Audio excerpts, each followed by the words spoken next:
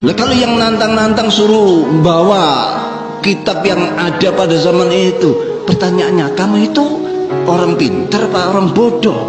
Berarti ngelencermu kurang adoh, ya. Ngelencermu, pelesirmu itu kurang jauh. Apa tidak tahu situasi pada abad ke-5 ke-6 itu? Situasi kok minta-minta? Ya cukup. Apalagi kalau masalah nasab itu sebetulnya ya, yang sudah masyhur dan fakih-fakih kita itu cukup istifad syuhra wal istifadah. Kalau tokoh-tokoh masyarakat sudah masyhur di situ, mengakui sampai beliau-beliau itu wafat, ya, wafat, tidak ada yang ingkar, tidak ada yang menolak lah, tidak ada. Nah, kalau namanya menolak ya ada orang, tapi nolaknya itu bener apa bohong-bohongan? Nolaknya itu nolak yang batil karena godop-godopan, karena benci-bencian, karena tidak berdasar ilmu, ya itu banyak. Memang yang suka begini ini biasanya Wahabi, Syiah. Muridnya Albani itu namanya Sukri Murad Sukri apa Sukri Murad, itu juga, dan itu yang banyak dipakai di Indonesia ini, ditiru-tiru itu nolak. Jaga kehormatan kiai-kiai kita, memuliakan guru-guru kita. Kalaulah guru-guru kita yang ingin kita muliakan itu belum sepaham dengan kita, maka saya memohon agar para saudara-saudaraku yang mendukung tesis saya itu juga tetap untuk mendepankan nilai-nilai akhlak, nilai-nilai moral kita sebagai warga NU, terutama di dalam bagaimana kita mengkritisi orang-orang tua kita yang masih dalam tanda kutip membela klan Ba'alwi. Jadi pemahaman mereka bahwa Ba'alwi ini adalah keturunan Nabi adalah pemahaman yang selama ini sudah ada sejak mereka kecil. Akan sangat sulit, membutuhkan waktu untuk kemudian berbalik arah. Walaupun dia ini adalah seorang kiai, seorang ustadz, seorang yang berilmu.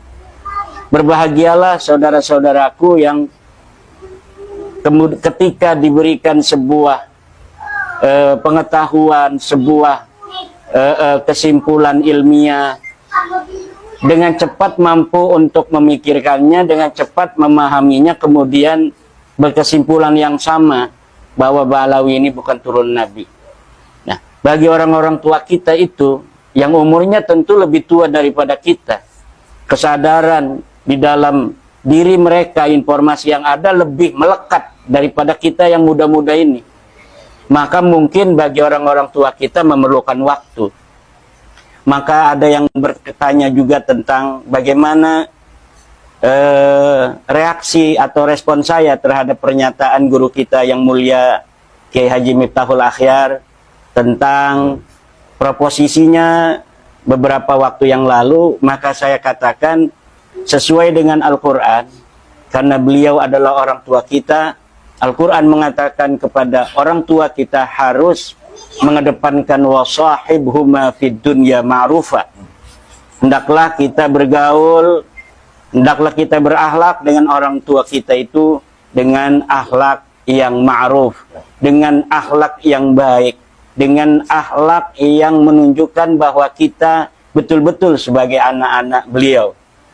Tetapi mengenai kebenaran, Al-Quran sebelumnya mengatakan wa in jahadaka ala an tusyrika bihi ala an tusyrika bima laysa laka bihi ilmun fala tuti'huma wa sahibhuma fid dunya ma'rufa. Kalau orang tua kita berusaha untuk kita bermusyrik kepada Allah, maka tetap fala tuti'huma, jangan kita sampai mengikuti orang tua kita.